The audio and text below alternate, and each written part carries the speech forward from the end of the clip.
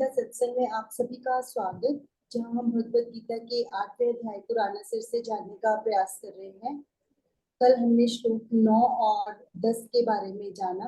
आज बारी है उससे आगे बढ़ने की। सर को प्रणाम और निवेदन कि आज के गीता सत्संग की शुरुआत। वसुदेव सुतं देवं कंस चाणूरमर्दनम देवकी परमानंदम कृष्णं वंदे जगद्गुरुम। सभी को बहुत बहुत प्रणाम। हम 8वें अध्याय पर चर्चा कर रहे हैं, गीता जी के 8वें अध्याय पर। कल हमने श्लोक नंबर 10 किया था। भगवान ने कहा था कि प्रयाण काले मनसा चलेन भक्त्या भक्त्या युक्तो योग बलेन चैव भ्रुवोर मध्य प्राणमावेश्य सम्यक स तम परम पुरुष मुपैति दिव्यम। कि भक्ति से युक्त मनुष्य अंत समय में जब अचल मन से, यानी ऐसा मन जो हिले डुले नहीं, एकाग्र हो, योग बल के द्वारा, योग बल के बारे में हमने काफी बात की थी। भ्रिकुटी के मध्य में प्राणों को अच्छी तरह से प्रविष्ट करके, यानी ये जो आज्ञा चक्र है, भ्रिकुटी के मध्य तो आज्ञा चक्र ही होता है। आज्ञा चक्र पे प्राणों को अच्छी तरह से प्रविष्ट करके, यानी प्राण वायु को आज्ञा चक्र पर ले जाए। तो जब वो ऐसा करके शरीर छोड़ता है तो उस परम दिव्य पुरुष को प्राप्त करता है।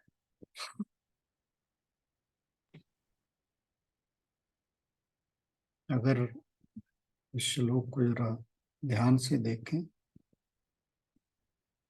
तो भगवान जी वापस जो छठे अध्याय में ध्यान के बारे में बताया था,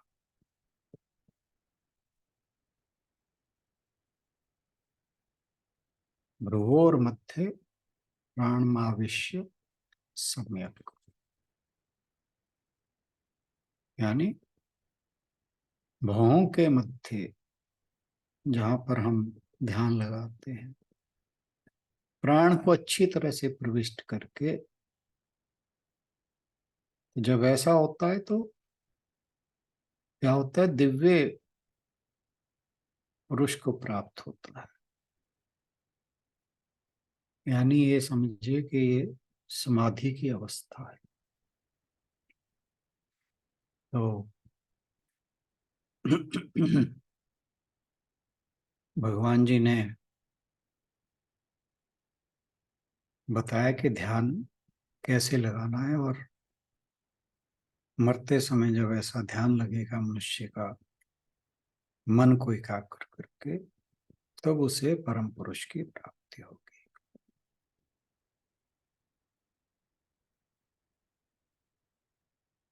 तो इसके बाद भगवान जी अगले श्लोक नंबर 11 पर आते हैं। उस पर चर्चा शुरू करने से पहले आशु बहन से अनुरोध के श्लोक पढ़ते हैं। हाँ जी सर। यदक्षरं वेदविदो वदन्ति विशन्ति यद्यतयो वीतरागः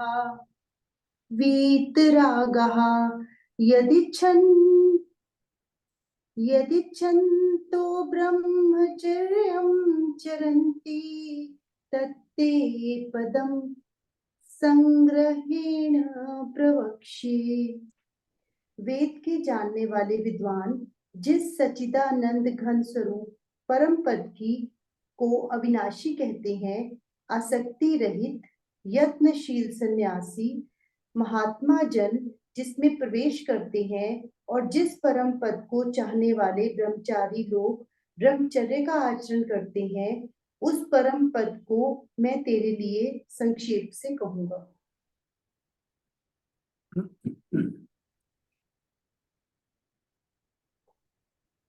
तो ये जो श्लोक है, भगवान जी श्लोक नंबर 12 और 13 में ध्यान की विधि समझाने जा रहे हैं।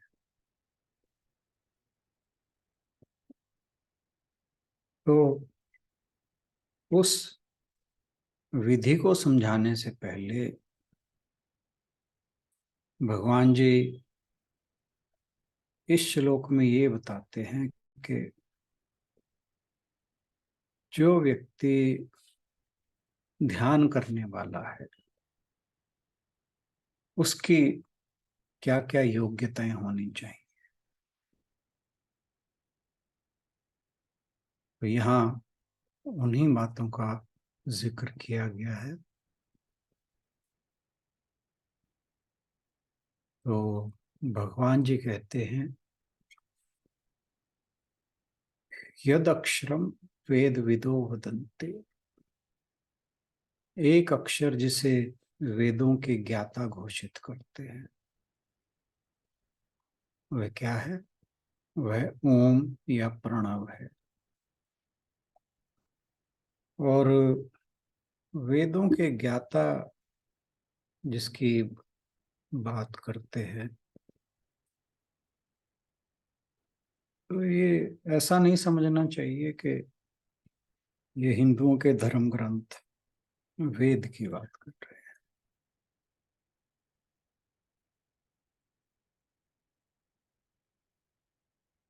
भगवान जी कोई धर्म की बात नहीं करते, हिंदू मुसलमान ईसाई जैन इसकी बात नहीं करते। उनकी भाषा तो परम भाषा है। वेद से उनका अर्थ है वह वेद जो जिसको जानने वाले उस परम पद को, परम पद क्या हुआ? ब्रह्म। ब्रह्म को अक्षर यानी जिसका क्षय नहीं होता, ओंकार नाम से पुकारते हैं। अक्षर जिसका कभी क्षय नहीं होता, वह कभी क्षीण नहीं होता, कभी नष्ट नहीं होता। हम अक्सर अक्षर अल्फाबेट्स को कहते हैं, पर भगवान जी यहाँ ओम की बात कर रहे हैं।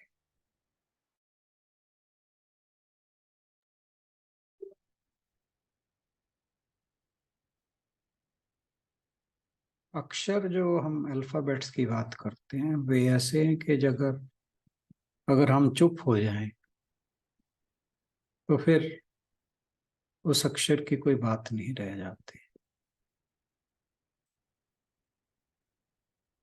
इसलिए भगवान जी कहते हैं कि जानने वाले उस परम पद को अक्षर कहते हैं, और वो अक्षर है ओंकार। एक ऐसा अक्षर, ओम, अगर आप ना भी बोलें तो भी बोला जाता है।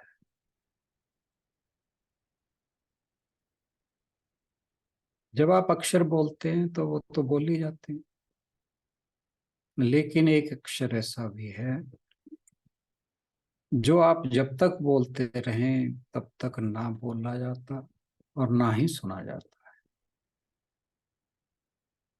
आपको ध्यान होगा कि मांडुक्य उपनिषद में आया था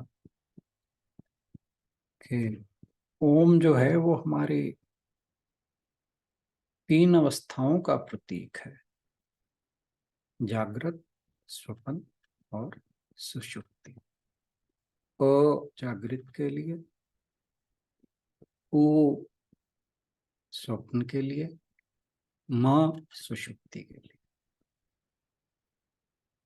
और जब आप ओम बोलने के बाद शांत हो जाते हैं, मौन हो जाते हैं, उस अवस्था को तुर्य अवस्था कहा है। एक उस मौन में एक गूंज, एक नाद उठना शुरू हो जाता है। उस नाद को जो वेदों के जानने वाले हैं उन्होंने अक्षर कहा है। उस नाद का जो प्रतीक है वो ओम है। तो जो महान विद्वान हुए हैं, ऋषि मुनि हुए हैं, वो ब्रह्म के बारे में कहते हैं कि ब्रह्म अविनाशी है। दूसरे अध्याय में आया था, अविनाशी तो तद्विद्धि, उसे तो अविनाशी जान। वह सर्वोच्च सत्ता है जिसका ना तो कभी ह्रास होता है, ना वह क्षीण होता है, और जो परिस्थितियां हैं वो अमर बनी रहती हैं और पूर्ण बनी रहती हैं, यानी अपरिवर्तित। तो परिस्थितियां में परिवर्तन नहीं।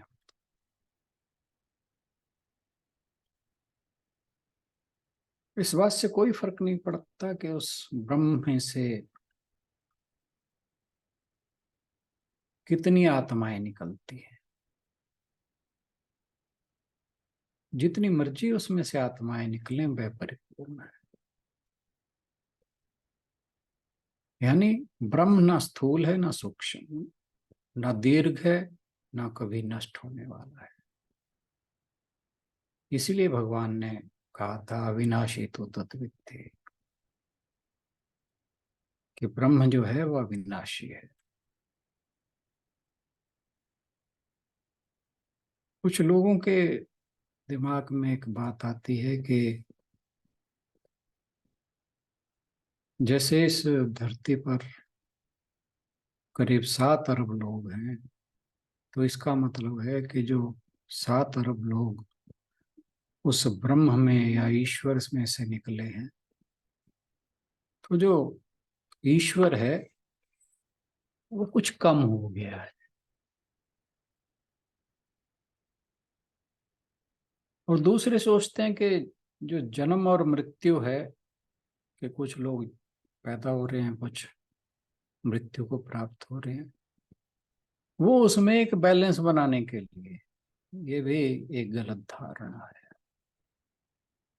अज्ञानी है। कुछ लोग ये सोचते हैं कि जो इस धरती पर से कुछ लोग मृत्यु को प्राप्त हो रहे हैं, ये जो ईश्वर है उसके आकार में कोई परिवर्तन हो रहा है। तो जो लोग ऐसा कुछ भी सोचते हैं वे सब अज्ञानी। ऐसे लोग मूर्ख कहे जा सकते हैं, क्योंकि उन्हें पता नहीं कि ईश्वर जो है वो सदा परिपूर्ण रहता है। ओम ब्रह्मर्पणम ब्रह्म वेद।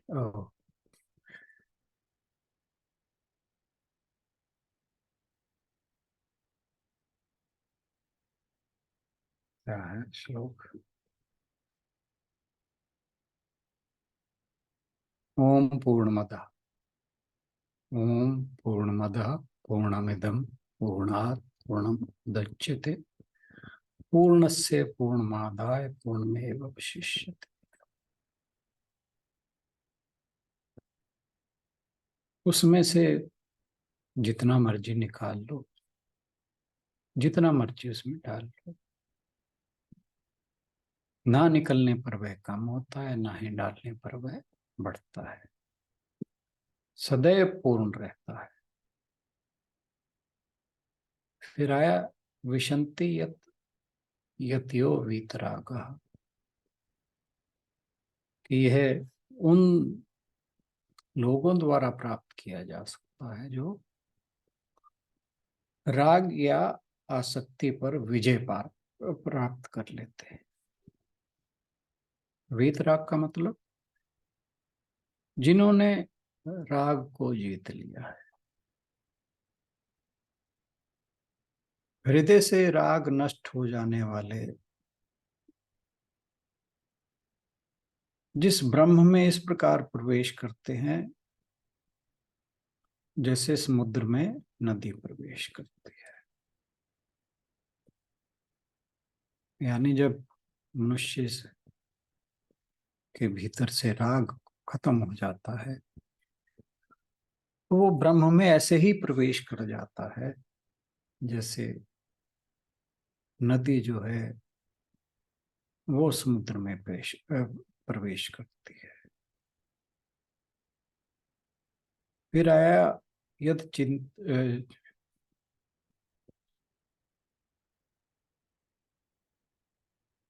यदि छंतो ब्रह्मचर्यम चरन्ति,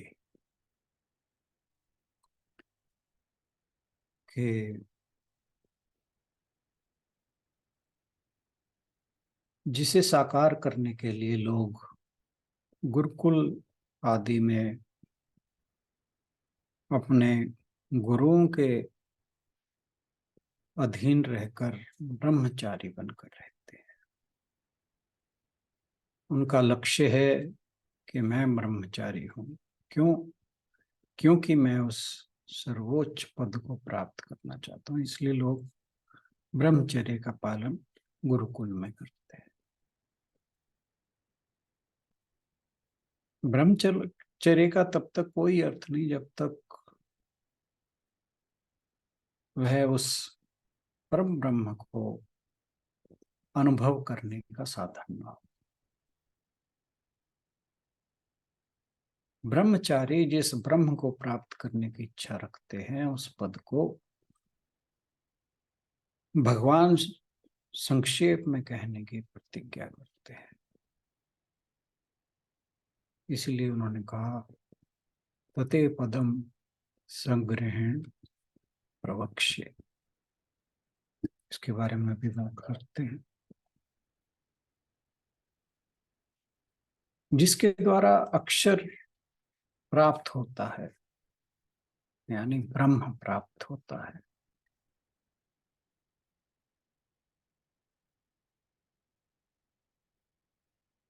यानी जो अक्षर कूटस्थ आत्मा है। कूटस्थ आपको ध्यान होगा, कूटस्थ में एक कूटस्थ न्यायी को कहते हैं। न्यायी न्यायी एक बड़ा सा लोहे का टुकड़ा जिस पर जो लोहार है वो गर्म लोहे को रख कर कूटता है उसे शेप देने के लिए।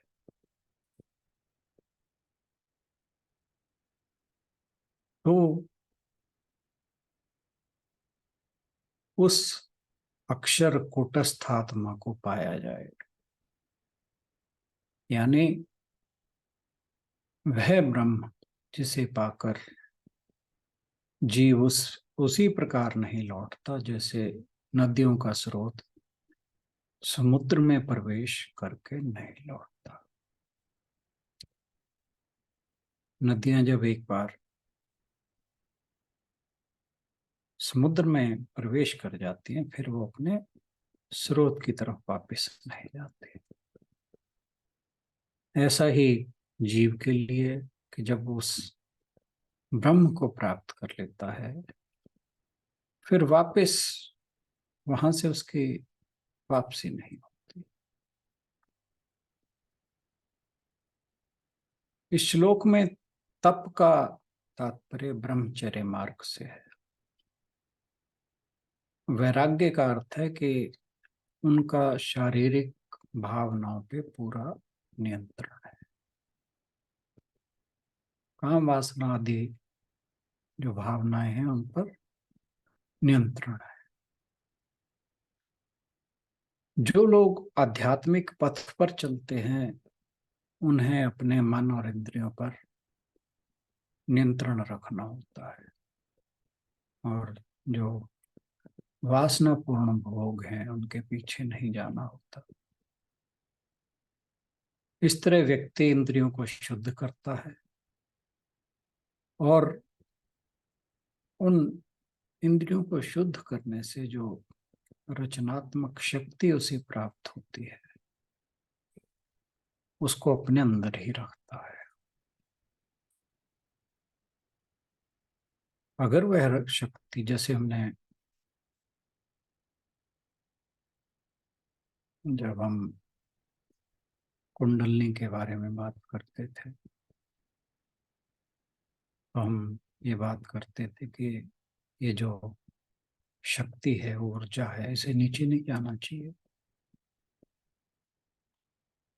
तो जो व्यक्ति इंद्रियों को शुद्ध करता है और इस रचनात्मक शक्ति को अपने अंदर रखता है और नीचे की ओर बाहर नहीं जाने देता,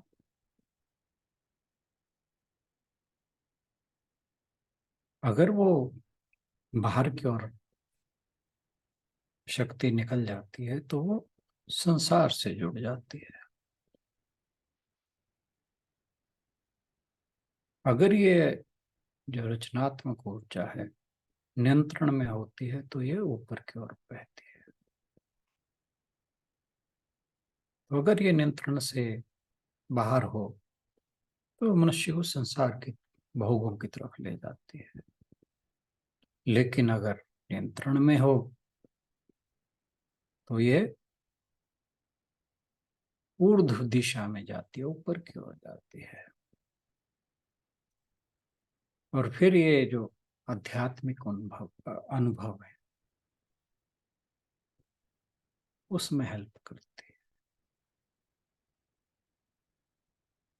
जो लोग भोग के पीछे नहीं भागते, जो आत्म संतुष्ट हैं, काम वासना के पीछे नहीं भागते, उनका मन पवित्र हो जाता है। उनके विचार, उनके शब्द, उनकी दृष्टि, सब कुछ भीतर ईश्वर चेतना की ओर मुड़ जाती है। उनके मन नियंत्रित होते हैं और क्योंकि वे इंद्रियों और उनकी वस्तुओं पर ध्यान केंद्रित नहीं करते, इसलिए वे पूर्णता को प्राप्त होते हैं। वे जो ये रचनात्मक ऊर्जा है उसकी दिशा को पलटते, नीचे के बजाय ऊपर की ओर ले जाते, ताकि इस शक्ति का या ऊर्जा का उपयोग जो है वो आत्म साक्षात्कार के लिए किया जा सके। क्योंकि जो रचनात्मक ऊर्जा ऊपर की ओर बह रही है, नीचे की ओर नहीं, इससे उन्हें अपने विचारों, शब्दों और कार्यों में मदद मिलती है और ऑटोमेटिकली अपने आप से वे मन के परे चले जाते हैं और स्वयं भगवान पर ध्यान केंद्रित करते हैं। इस श्लोक के द्वारा भगवान ने इस सिद्धांत का खंडन किया है कि केवल सन्यासी ही मुक्ति प्राप्त कर सकते हैं या केवल गृहस्थी मुक्त हो सकती है। यह भी आवश्यक नहीं कि केवल किसी खास देश और वर्ण के मनुष्य ही मुक्त हो सकते हैं। हिंदू, मुसलमान, ईसाई, फारसी आदि ब्रह्मचर्य व्रत का धारण करने से अथवा संन्यास ग्रहण से मुक्त हो सकते हैं। जिसको जो मार्ग अच्छा लगे उसका ही अनुसरण करते हुए मुक्ति प्राप्त कर सकते। फिर कहा तते पदम सम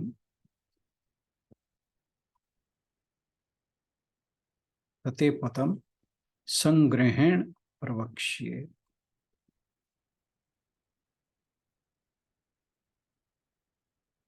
कि वह स्थिति मैं तुम्हें संक्षेप में बताऊंगा, उसी को ओम कहते हैं।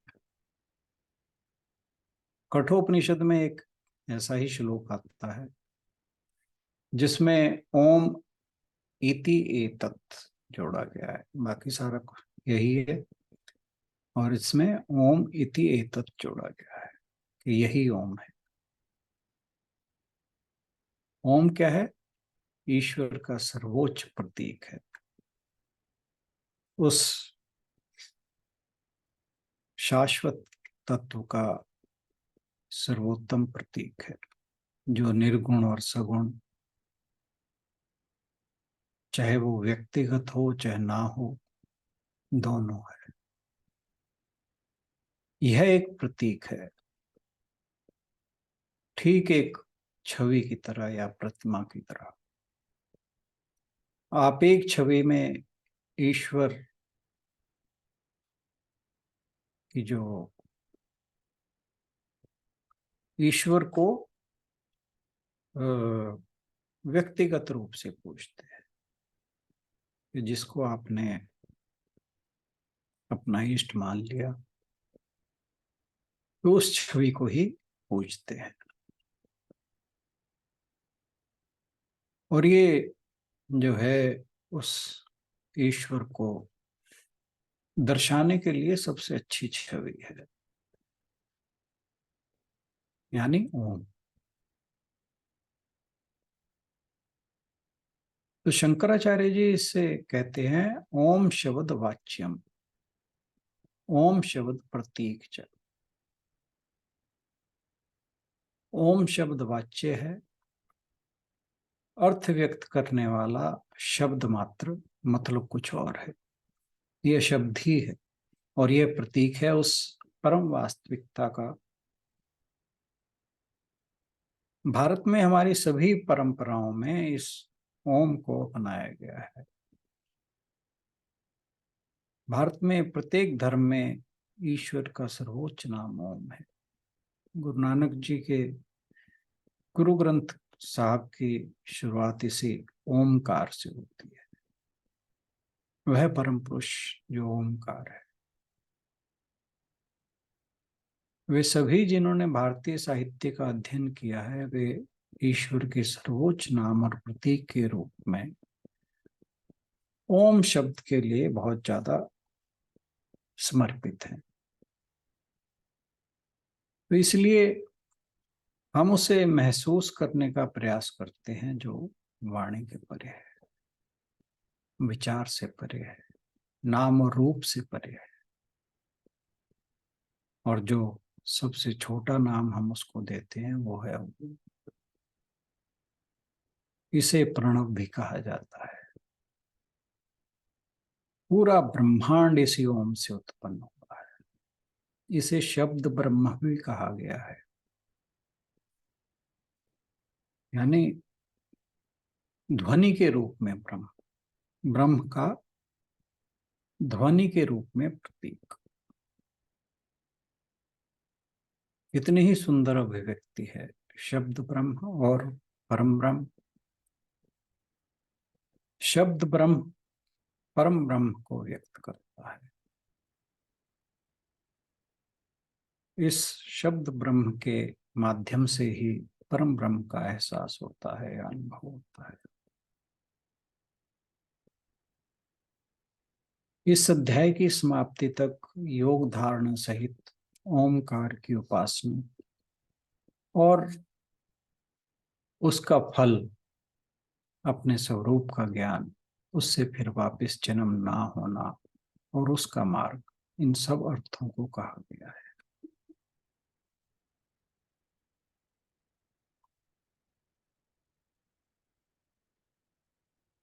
साधक की ध्यान में मन की शक्ति, ध्यान में सफलता मन की शक्ति पर निर्भर करती है। और मन की शांति ही वह धन है जिसके द्वारा इस यात्रा की कठिनाइयों को कम किया जा सकता है। अतः एक नियम के रूप में कहा जा सकता है कि ज्ञान मार्ग में उन पुरुषों को सफलता का अधिक अवसर है जिनमें कामनाओं की संख्या कम से कम है। तो इन योग्यताओं से संपन्न साधक उस ब्रह्म पर ध्यान करने के लिए तैयार होता है जिसे अंतिम लक्ष्य माना जाता है। कौन? अविनाशी ईश्वर या अक्षर। वह कौन सी प्रक्रिया है जिसके द्वारा कोई यह ध्यान कर सकता है? इसे अगले 2 श्लोकों में लिया गया है। आज के लिए इतना ही। बहुत बहुत धन्यवाद।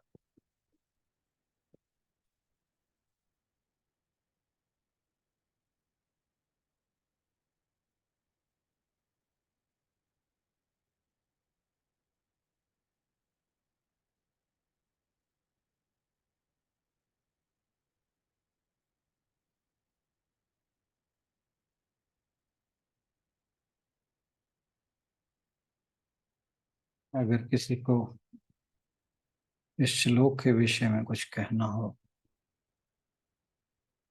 तो, या कुछ जानना हो तो आप प्लीज जरूर कहें।